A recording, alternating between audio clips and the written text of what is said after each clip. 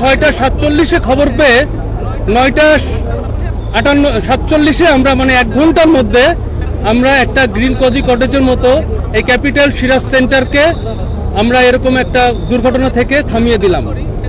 এখানে আসতে যতক্ষণ সময় লেগেছে 5-7 মিনিটের মধ্যেই আমরা আস্তে আস্তে করে 9টি ইউনিট বিভিন্ন টাইপের 2টা টিটিএল, ইটি, স্পেশাল এবং সকল ধরনের ইকুইপমেন্ট আমরা এখানে ইউজ করেছি এবং দ্রুততার ভিত্তিতে আমরা ভিকটিম সবাইকে নামিয়ে আনতে সমর্থ হই।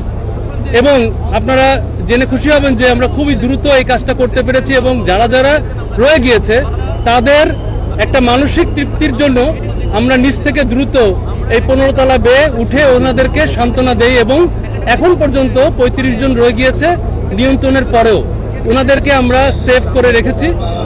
এবং এখানে আপনারা জেনে খুশি হবেন যে এখানে অনেক যারা হুইল চেয়ারেও ছিলেন উপরে রেস্টুরেন্টে অথবা উপরে গিয়েছেন আমরা দেখেছি, বাচ্চা এবং বৃদ্ধ সহ। সুতরাং আমরা একটা গ্রিন কোজি কটেজকে থামিয়ে দিলাম। আমরা 1 ঘন্টার মধ্যে সমর্থ হয়েছি এবং এখানে যে বিল্ডিংটা ছিল এটা একটা মিক্সড অকুপেন্ট বিল্ডিং, মানে এখানে শপিং মল ছিল, এখানে রেস্টুরেন্ট ছিল, এখানে অফিস ছিল, এখানে আবাসিক ভবন ছিল।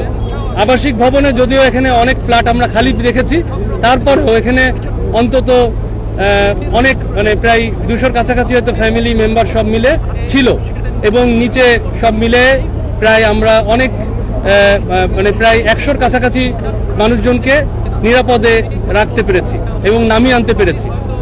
আমরা অগ্নিকাণ্ডর যে সূত্রপাত ধারণা করছি এটা বেসমেন্ট থেকে, তবে এটা আমাদের তদন্ত করে দেখতে হবে।